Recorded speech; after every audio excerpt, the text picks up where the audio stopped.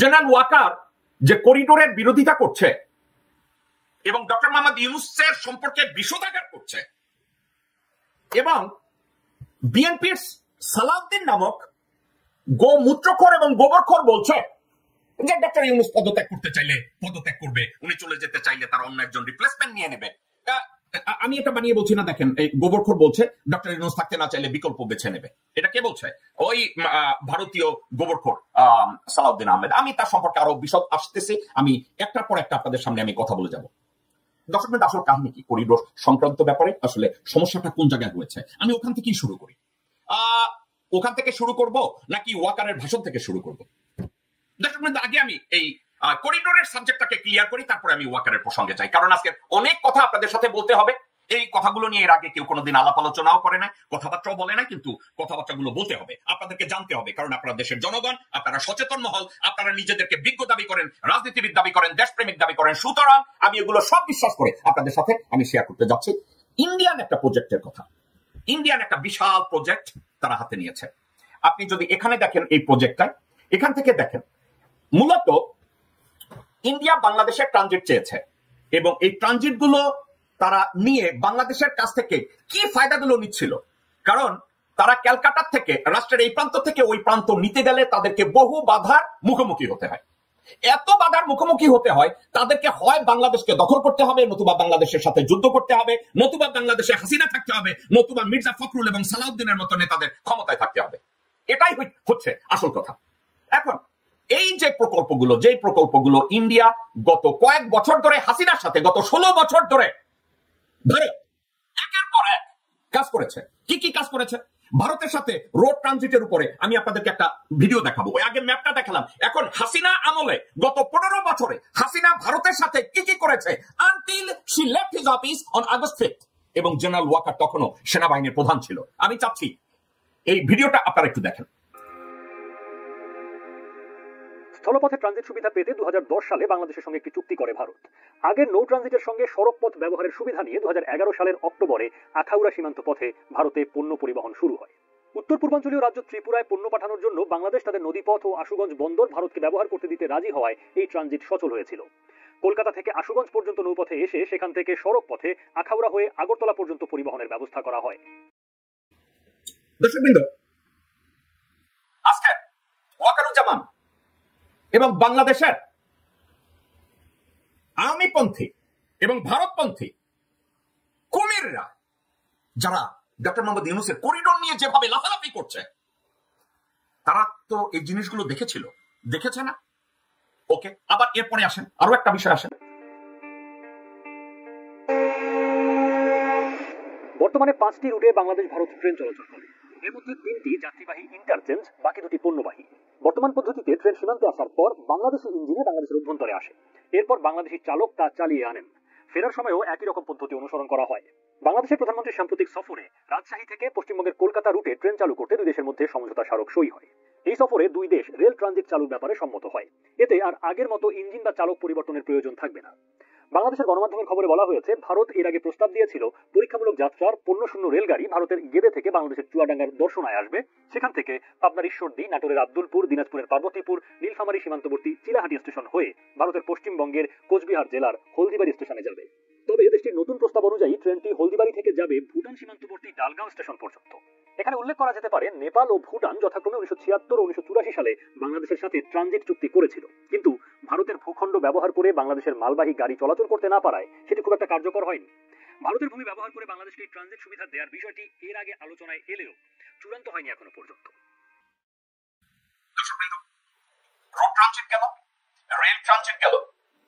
এই সময় বাংলাদেশের মির্জা ফখর, গোরখোদক Abbas, general Waker, general Aziz, general Shafiq, Hasina মাগি, রেহানা মাগি, আর্মির ইউনিফর্ম পরা জেনারেল মুজিব এবং বর্তমানে ভারতের গোবরখোদক সালাউদ্দিন, কেউ কি টু শব্দ করেছে? টু শব্দও করেনি। কেন করেনি? কারণ এই চুক্তিগুলো ভারতের সাথে। আজকে যারা বলছে নো করিডোর, আমি তাদের চোখের দিকে তাকিয়ে বলছি, আপনাদেরকে কি আপনার এক বাবা জন্ম দিয়েছে না 25 বাবা? আকাটা বাবারা আপনার মায়ের সাথে ধর্ষণ করে আপনাদেরকে পয়দা করেছে। কোথায় ছিলেন আপনারা? তখন কথা বলেন নাই, এখন কেন কথা বলছেন? শুয়োরের বাচ্চারা। আসুন এবার আর একটা জিনিস দেখেন। সালে দুদেশের মধ্যে আরেকটি চুক্তি স্বাক্ষরিত হয়, যার মাধ্যমে বাংলাদেশের চট্টগ্রাম ও মোংলা সমুদ্র বন্দর ব্যবহার করে সড়ক পথে উত্তর পূর্বের রাজ্যগুলোতে পণ্য পরিবহনের অনুমতি পায় ভারত। পণ্য আনা ও নেওয়ার জন্য বাংলাদেশ ও ভারতের 4টি স্থলবন্দর হয়ে 16টি রুট নির্ধারণ করা হয়। এই প্রক্রিয়ায় ভারত থেকে সমুদ্রপথে আসা পণ্যের চালান খালাস হয় মোংলা এবং চট্টগ্রাম বন্দরে। এরপর সেসব পণ্য বাংলাদেশের সড়ক পথ ও যান ব্যবহার করে 4টি স্থলবন্দর হয়ে ভারতে যাচ্ছে। একইভাবে ভারতের উত্তর পূর্বাঞ্চল থেকে আসা পণ্য সড়ক ও সমুদ্রপথ পাড়ি দিয়ে দেশটির আরেক অংশে নিয়ে যাওয়ার সুযোগও থাকছে। এই 4টি স্থলবন্দরের রুট হল সিলেটের তামাবিল ডাউকি ও শেওলা সুতারকান্দি, ব্রাহ্মণবাড়িয়ার আখাউড়া আগরতলা এবং কুমিল্লার বিবির বাজার শ্রীমন্তপুর।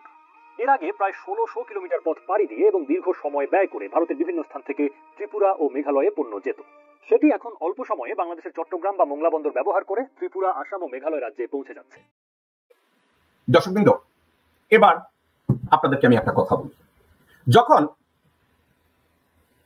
আগস্টের 5 তারিখে হাসিনা মাগি ক্ষমতা থেকে বিতাড়িত হলো, তার আগের থেকেই আপনাদের সবসময় আমি একটা বিষয় নিয়ে কথা বলি, স্রেফ আমি একটা বিষয় নিয়ে কথা বলি। 2017 সালের 8 এপ্রিল হাসিনা মাগি ভারতের সাথে একটা নিরাপত্তা এমওইউ স্বাক্ষর করেছিল। ওই এমওইউ স্বাক্ষরের সময় বাংলাদেশ কয়েকটা ব্যাপারে এগ্রি করেছে।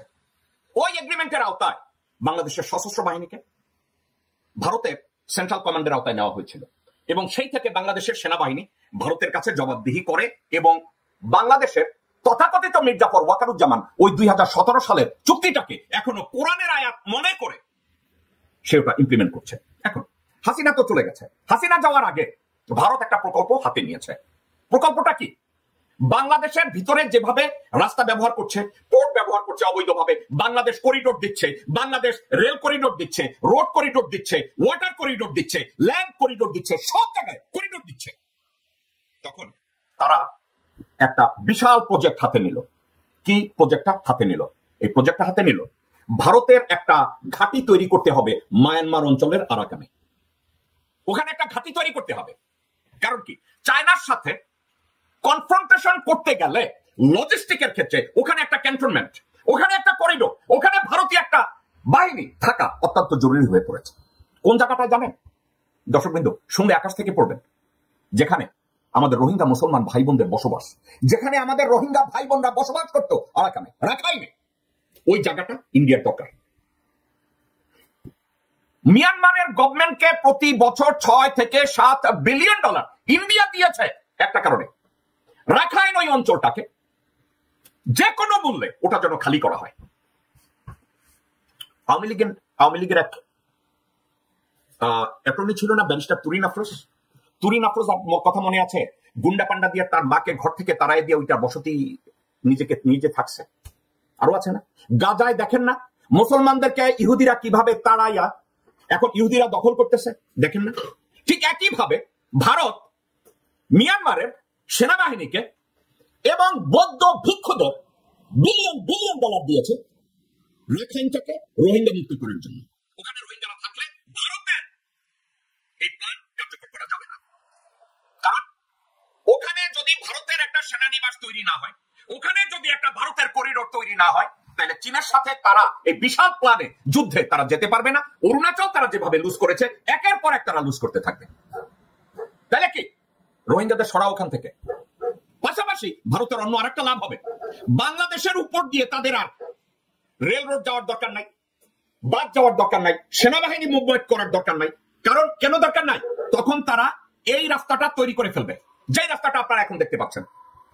তাকিয়ে দেখেন, এই হচ্ছে ক্যালকাটা এবং এখান থেকে তারা পালেকুয়া এখানে হয়ে তারা আমাদের ওদের ল্যান্ড থেকে ধীরে ধীরে রাখাইনের মধ্যে গিয়ে এইখানে পর্যন্ত তারা পৌঁছে যাবে। ঠিক আছে, এখানে তারা পৌঁছে যাবে আইজল। তো এটার জন্য তারা একটা প্রজেক্ট, বিশাল একটা প্রজেক্ট হাতে নিয়েছে। এখন এই প্রজেক্টটা তারা কার্যকর কিভাবে করবে? এই প্রজেক্টটাকে কার্যকর করতে গেলে রোহিঙ্গাদের আর রাখাইনে পাঠানো যাবে না, রোহিঙ্গাদেরকে বাংলাদেশেই রাখতে হবে। আপনারা শুনলে অবাক হবেন, হাসিনা মাগি, রেহানা মাগি এবং বিএনপির এই মাগিদের বোঝানো হয়েছে রোহিঙ্গারা যতদিন বাংলাদেশে আসে জাতিসংঘ তাদেরকে রিলিফ ফয়টা দিতেই থাকবে, আর তোমরা বয়ে বয়ে খাবা। রোহিঙ্গাদের জন্য তোমাদেরকে যদি 10 টাকা দেয়, তোমরা 9 টাকা চুরি করবে, 1 টাকা রোহিঙ্গাদের খাওয়াবা। এই ভারত তাদেরকে এটা বুঝাইছে, ভারত ওয়াকারকেও এটা বুঝাইছে, ওয়াকারও বুঝছে। জেনারেল মুজিবও বুঝছে, ভারতের দালাল সালাউদ্দিনও বুঝছে, মির্জা ফাক বুঝছে, বিএনপির আব্দুল আউয়াল মিন্টু বুঝছে, আমির খসরু মাহমুদ বুঝছে, তাবিত আউয়াল বুঝছে, সাদেক হোসেন খোকা বুঝছে, গোরখোদক আব্বাস বুঝছে, ইশরাক বুঝছে, জেনারেল ওয়াকার বুঝছে, জেনারেল আজিজ বুঝছে, জেনারেল শফি বুঝছে রোহিঙ্গাদের আর ওখানে পাঠানো যাবে না। তাহলে রোহিঙ্গারা যদি বাংলাদেশে থেকে যায়, বাংলাদেশের লাভ কি? বাংলাদেশের লাভ এইটা, প্রতি বছর আল্লাহর রাস্তায় জাতিসংঘ পয়সা দিবে আর আমরা তার 90 ভাগ চুরি করবো আর 1 ভাগ রোহিঙ্গাদের খাবো। এটা হচ্ছে বাংলাদেশের আমাদের প্রফিট। আর ভারতের প্রফিট কি?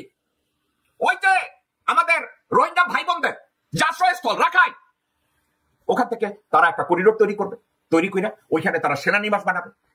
শুধু সেনানিবাস বানাবে না, ওখানে তারা এয়ারপোর্ট তৈরি করবে, এয়ার ডিফেন্স তৈরি করবে, সবকিছু তৈরি করবে। এখন আপনারা বলবেন জেকব ভাই আপনি এটা সম্পর্কে কোথায় পেলেন? এখন আপনাদেরকে আমি টোটাল জিনিসটা একটু ডেসক্রাইব করি, আপনারা একটু মনোযোগ দিয়ে শুনেন। ভারতের উত্তর পূর্বাঞ্চলের 7 রাজ্যের, যা 7 সিস্টার্স হিসাবেও পরিচিত, সঙ্গে কলকাতার যোগাযোগের পথ রয়েছে 2টা, একটি চিকেন নেক, অন্যটি বাংলাদেশের ভূখণ্ড। উত্তর পূর্বাঞ্চলের রাজ্যগুলোর সঙ্গে কলকাতার সংযোগ গড়ে তুলতে বাংলাদেশের ভূখণ্ডকে পাশ কাটিয়ে সমুদ্রপথ ও মিয়ানমারের সড়কপথ ব্যবহার একটি নতুন করিডোর গড়ে তুলছে ভারত। এটি যুক্ত হবে শিলং থেকে শিলচর পর্যন্ত নির্মাণাধীন 4 লেন বিশিষ্ট একটি মহাসড়ক। শিলং নামটা কি আপনাদের মনে পড়ে? দর্শকবৃন্দ, শিলং নামটা কি আপনাদের মনে পড়ে? আপনাদেরকে জিজ্ঞাসা করছি। সালাউদ্দিন মিয়া, আপনি জানি কই আছিলেন? শিলংয়ে। আপনি শিলংয়ের একটা হোটেলে আছিলেন, মেঘালয়। তো আপনি কি ওইখানে বসে বসে ভারতের এই প্রজেক্টটা কি আইকা রেখে আসছেন? দর্শকবৃন্দ, এই শুয়োরের বাচ্চা কই জানি ছিল? শিলংয়ে। কই ছিল? শিলং। এই কুত্তার বাচ্চা শিলংয়ের হোটেলে ইসলামের পয়সা থাইকা ওইখানে বৈশা ভারতের এই চুক্তির উপরে কাজ করে আসছে, সুপারভিশনের দায়িত্ব নিয়ে আসছে। এই মাদার ফাকার শুয়োরের বাচ্চা খানকির পোলায়। শিলং। অবাক হইতেছেন? অবাক হলেন না, শুনতে থাকেন। শিলং থেকে শিলচর পর্যন্ত নির্মাণাধীন 4 লেন বিশিষ্ট একটি নতুন মহাসড়ক। দ্য ইন্ডিয়ান এক্সপ্রেসের এক প্রতিবেদনে বলা হয়েছে যে ভারতের জাতীয় মহাসড়ক ও পরিকাঠামো উন্নয়ন কর্পোরেশন MHIDCL এর জ্যেষ্ঠ এক কর্মকর্তা ভারতের জাতীয় মহাসড়ক ও পরিকাঠামো উন্নয়ন কর্পোরেশনের এক সিনিয়র কর্মকর্তা এই প্রজেক্টের কথা স্বীকার করেছে। কিন্তু ওই কর্মকর্তা তার নাম আর বলে নাই। বিকল্প পথের রূপরেখাও চূড়ান্ত হয়েছে এবং মিয়ানমারের সঙ্গে ইতিমধ্যে আলোচনা হয়েছে। কার সাথে আলোচনা হয়েছে আপনি কি জানেন? ভারত সরকার আরাকান আর্মি, রাখাইন বা চায়নার সাথে কথা বলে নাই। কাদের সাথে কথা বলছে? মিয়ানমারের মিলিটারি অফিসিয়াল, মিলিটারি হুন্তা এবং বৌদ্ধ যারা বাংলাদেশ ওই রাখাইনদের মারছে। আর কার সাথে কথা বলছে আপনারা শুনলে অবাক হবেন।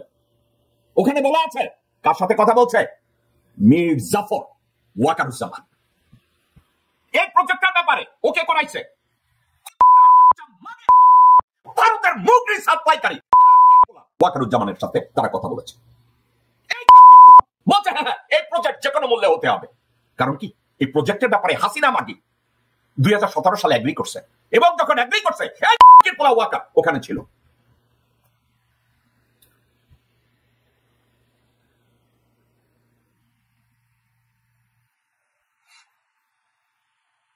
বিকল্প পথের রূপরেখাও চূড়ান্ত হয়েছে। মিয়ানমারের সঙ্গে ইতিমধ্যে আলোচনা হয়েছে বলে জানিয়েছেন তারা। মিয়ানমারের সামরিক অথরিটি এবং বাংলাদেশের সেনাপ্রধানের সাথেও তারা কথা বলেছে এই প্রজেক্ট নিয়ে। বাংলাদেশের সেনাপ্রধানের সাথেও তারা কথা বলেছে। এই খানকি নদীর পোলা কি বাংলাদেশের প্রেসিডেন্ট নাকি প্রধানমন্ত্রী? এই ওয়াকারুজ্জামান, এই শুয়োরের বাচ্চা, বেঈমান, মাদারফাকার, প্রতারক, বিশ্বাসঘাতক, ও কি বাংলাদেশের প্রেসিডেন্ট? আর্মির জুনিয়র সিনিয়র অফিসার তোমরা যারা আমার কথা শুনতেছো, মনোযোগ দিয়ে শোনো।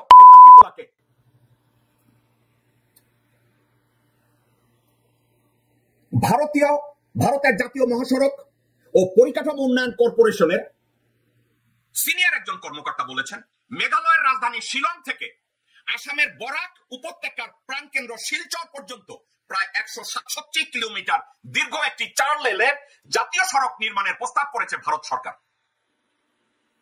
6 নম্বর জাতীয় সড়ক প্রকল্পের এই রাস্তা যাবে মিয়ানমার সীমান্তের অদূরের 5 গ্রাম পর্যন্ত। এই সড়ক নির্মাণের দায়িত্বে থাকবে MHIDCL। এই সড়কের কর্ম বাস্তবায়নের ক্ষেত্রে বাংলাদেশের সামরিক বাহিনীর সাথে সার্বক্ষণিক যোগাযোগ রাখছে। দর্শকবৃন্দ, ভারতের একটা কর্পোরেশন NHIDCL, তারা বাংলাদেশ গভর্নমেন্টের সাথে যোগাযোগ করে না, ডক্টর ইউনূসের সাথে যোগাযোগ করে না, স্বরাষ্ট্র মন্ত্রণালয়ের সাথে যোগাযোগ করে না, তারা যোগাযোগ করে জেনারেল ওয়াকারুজ্জামানের সাথে। জেনারেল ওয়াকারুজ্জামানের বাবা তো শুনছি খান বাহাদুর, ও কি মোদির বা ফুলহাতার কারো জন্মের নাকি? তার সাথে যোগাযোগ করবে? সে কি বাংলাদেশের প্রেসিডেন্ট নাকি বাংলাদেশের প্রধানমন্ত্রী? দর্শকবৃন্দ, সাবজেক্টটা তো আমি একটু কনফিউজড হচ্ছি।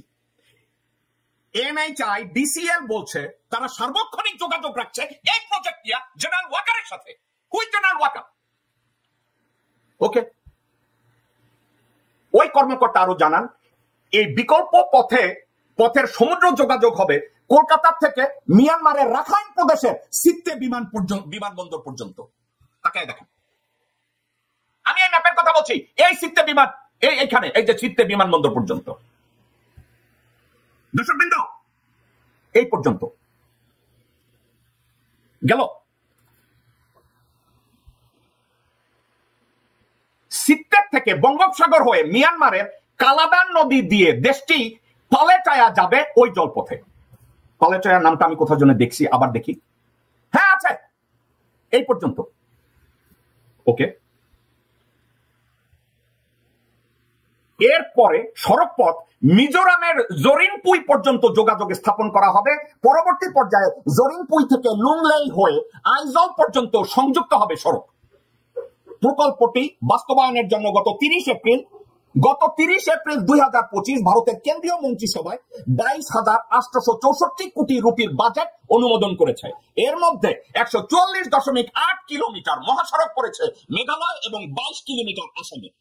বাংলাদেশকে এড়িয়ে সমুদ্র পথে সেভেন সিস্টার্সকে যুক্ত করতে ভারত সরকারের এই নতুন প্রকল্পের সিদ্ধান্তের কথা মিয়ানমার অথরিটি এবং বাংলাদেশের সামরিক বাহিনীর লোকজনদেরকে অবহিত করা হয়েছে। বাংলাদেশ সামরিক বাহিনীর লোকজনরা কি হাসিনা চলে যাওয়ার পরে বাংলাদেশের প্রধানমন্ত্রী ছিল নাকি প্রেসিডেন্ট ছিল? আমরা তো জানি ডক্টর মোহাম্মদ ইউনূস দেশের দায়িত্ব পালন করছে। তো ভারতের একটা গভর্নমেন্টের এজেন্সি বলছে বাংলাদেশ আর্মির সাথে তারা সার্বক্ষণিক যোগাযোগ রাখছে, বাংলাদেশের আর্মি তাদের সাথে সব বিষয় নিয়ে আলাপ আলোচনা করছে, আর্মির সাথে তাদের সম্পর্ক খুবই ভালো। তাইলে আলাপ আলোচনা কি এইখানে? আলাপ আলোচনা কি এইখানে? আলাপ আলোচনা কি এইখানে? ওকে, এরপরে কি বলছে?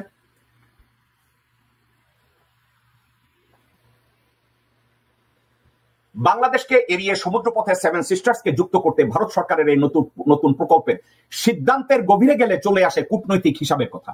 গত 5ই আগস্টে শেখ হাসিনা সরকারের ক্ষমতাচ্যুতি পরে ডক্টর মোহাম্মদ ইউনূসের অন্তর্বর্তীকালীন সরকারের প্রধান উপদেষ্টা ডক্টর মোহাম্মদ ইউনূসের সাথে ভারতের সম্পর্ক বেশ শীতল হলেও সেনাবাহিনীর প্রধান জেনারেল ওয়াকারুজ্জামানের সাথে ভারতের সামরিক এবং বেসামরিক কর্তৃপক্ষের সাথে খুবই ভালো সম্পর্ক তারা মেনটেন করছে।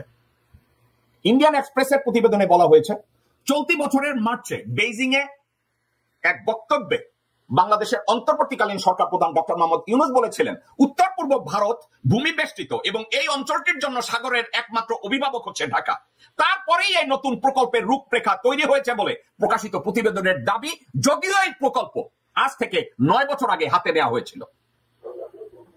NHIDCL এর কর্মকর্তারা জানিয়েছেন এই প্রকল্প সফল হলে বাংলাদেশকে এড়িয়ে বিশাখাপত্তনম ও কলকাতা থেকে উত্তর পূর্বে পণ্য পরিবহন সহজ হবে। এরপর শিলং শিলচর করিডোর দিয়ে স্থলপথে বিতরণ সম্ভব হবে। এতে উত্তর পূর্বে অর্থনৈতিক কর্মকাণ্ড বাড়াবে। আবার শিলং প্রসঙ্গে আসি। শিলংয়ে সালাউদ্দিন গত 6 থেকে 7 বছর কি করেছে? ওকে, এই প্রসঙ্গটা আসবো, সালাউদ্দিনের এই প্রসঙ্গ। সালাউদ্দিন সম্পর্কে আমি ভালো একটা তথ্য আজকে আপনাদের সাথে আমি শেয়ার করব। 5ই আগস্টের পর কূটনৈতিক সম্পর্ক ভাটা পড়ায় বাংলাদেশের সঙ্গে থাকা ভারতের প্রবেশ পথ বর্তমানে অচল। তাই উত্তর পূর্ব ভারতের এখন একমাত্র নির্ভরযোগ্য প্রবেশ পথ হলো চিকেন স্ন্যাক। আর এই কারণেই মিয়ানমারের সঙ্গে কালাদান মাল্টিমোডাল ট্রানজিট ট্রান্সপোর্ট প্রকল্পের দিকে ঝুঁকেছে ভারত। 2030 সালের মধ্যে বাস্তবায়িত করার লক্ষ্য স্থির করা হয়েছে, যদিও তা পূরণ হবে কিনা তা নিয়ে সংশয় আছে। যেহেতু চায়না এবং বাংলাদেশের কর্তৃপক্ষ কাছ থেকে যদি সহযোগিতা না পায় তাইলে এই প্রকল্প বাস্তবায়ন হবে না।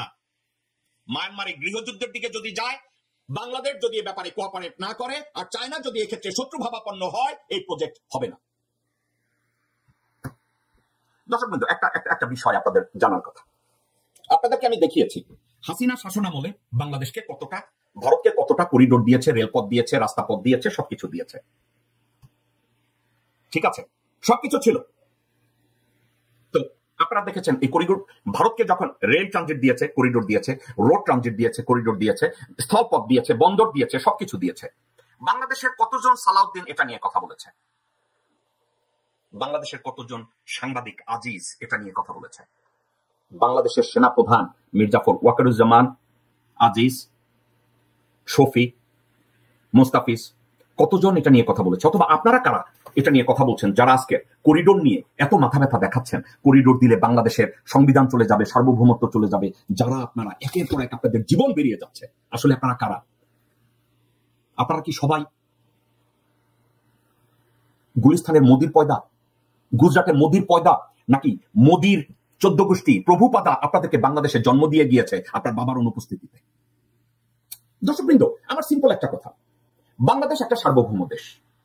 ভারত কন্টিনিউয়াসলি আমাদের কাছ থেকে করিডোর নিয়েছে। তাইলে মাদারফাকার ওয়াকারুজ্জামান কেমনে বলে নো করিডোর? তুই তোর চোখের সামনে রেল করিডোর কেমনে হয়? রেল করিডোর তোর সামনে কেমনে হয়েছে? শুয়ারের বাচ্চা, তুই ভারতের এই রাস্তা উন্নয়ন সংস্থা এদের সাথে তুই কথা বলিস কেন?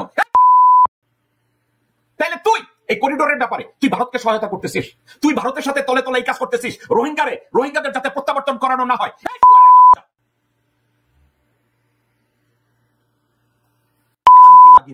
ওয়াকার, তুই বাংলাদেশের গলা কাটতেছিস রোহিঙ্গারা যাতে আর ফেরত না যায়, ওই জায়গাটা ভারতের দরকার। দর্শক বন্ধু, এর মধ্যে আমি আরো একটা কথা বলি, আপনাদেরকে আরো একটা কথা বলি, এই কথাটা আপনাদের জানা দরকার।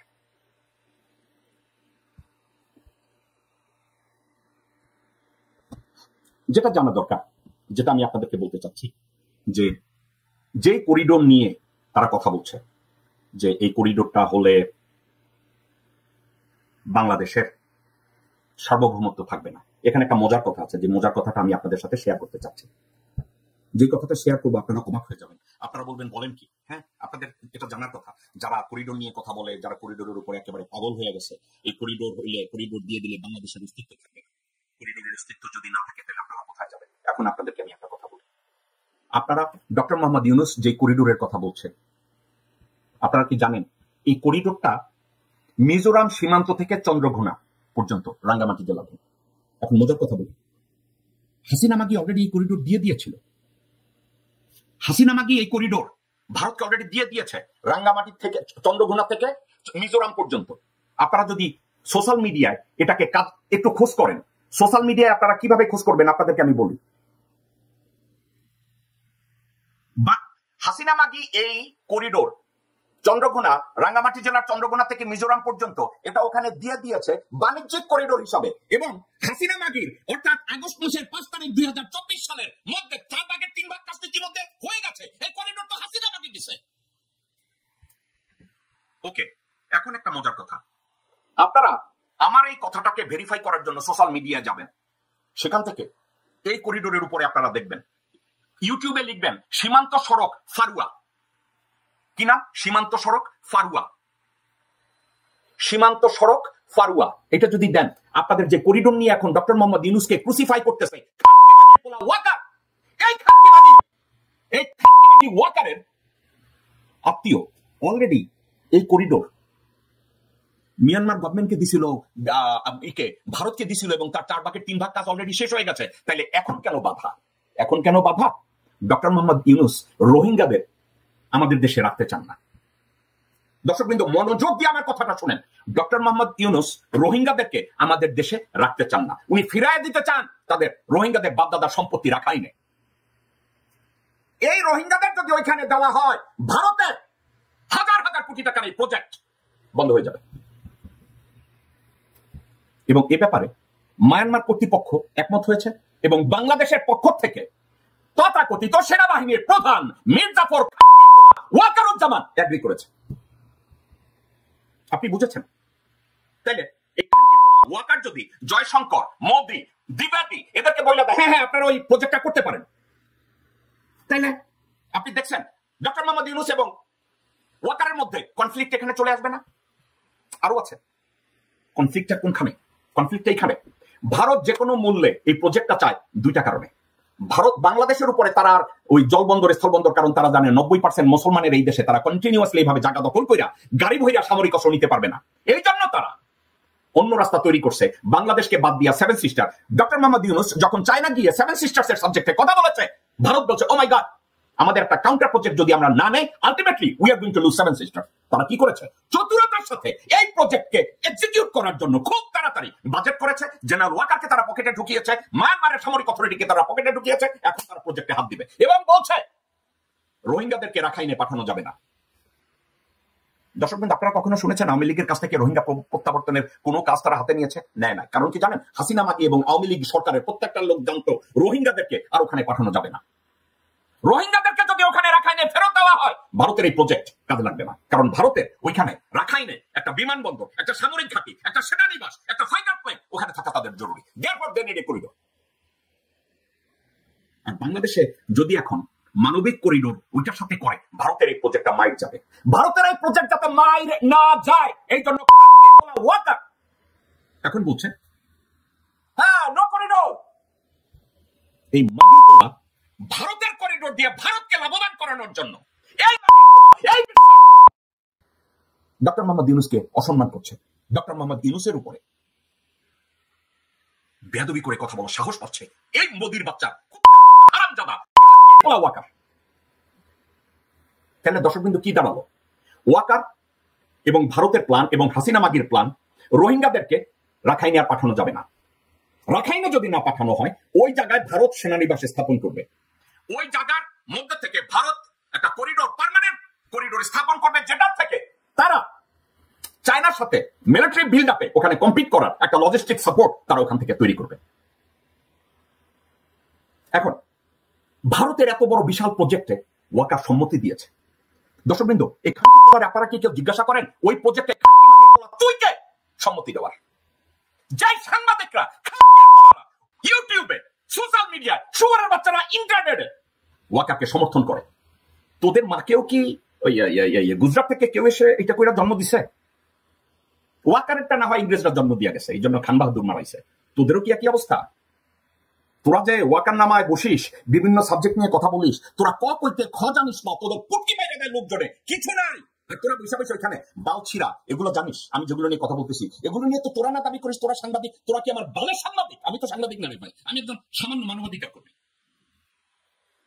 রোহিঙ্গাদেরকে বাংলাদেশে পার্মানেন্টলি রাখার ব্যাপারে হাসিনা এগ্রি করেছে, ওয়াকারুজ্জামান এগ্রি করেছে।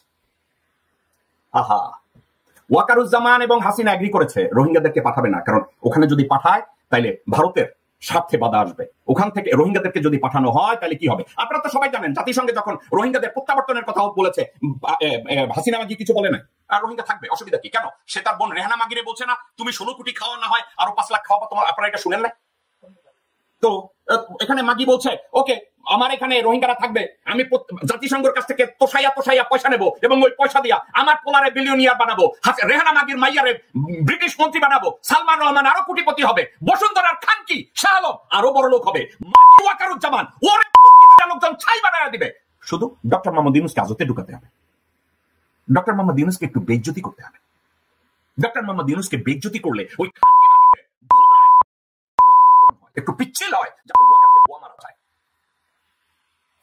যারা ওয়াকারকে সমর্থন করছেন নিজেরা নিজেদের পক্ষিতে লুব্রিক্যান্ট লাগাইয়া বোমা মারার রাস্তায় গিয়া শুয়ারের বাচ্চারা যারা সত্য কাহিনীটাকে তুলে ধরতে পারছেন না। আমি আমার বিবেকের তাড়নায় ইনভেস্টিগেট করে আমি দেখলাম সমস্যাটা কোথায়। সমস্যা তো এখানে, রোহিঙ্গাদেরকে ফেরত পাঠানো যাবে না। আপনাদের মনে নাই সৌদি আরবে থেকে বাকিতে তেল পাওয়ার জন্য সৌদি বলছে 65,000 রোহিঙ্গাকে বাংলাদেশের নাগরিকত্ব দেওয়া হবে। হাসিনা মাগির সাথে সাথে রাজি হয়ে গেছে। আপনাদের মনে নাই? দর্শকবৃন্দ, আপনারা 2 দিনে ভুলে যান। হাসিনা মাগিকে বোঝানো হয়েছে তুমি ধনী হইতে চাও, জাতিসংঘ তোমাদেরকে কন্টিনিউয়াসলি পয়সা দিবে। ওই পয়সার লোভে ওয়াকারুজ্জামান এবং হাসিনা মাগি, রেহানা মাগি এবং তার বংশধরেরা কন্টিনিউয়াসলি দেশের সাথে বেইমানি করেছে, দেশের সাথে বেইমানি করেছে, গাদ্দারি করেছে, প্রতারণা করেছে। এই শুয়োরের বাচ্চা। কারা রইল বোকাপাট, কারা রইল বোকাপাট, ভেঙে ফেল কর রেলপাট, রক্ত জমাট শিকল পুজোর ভাষণ বেদি। ওরে ও তরুণ নিশান, ওরে ও তরুণ নিশান, বাজে তোর গলায় বিশাল ধ্বংস নিশান, প্রাচীর প্রাচীর ভেদি। কারা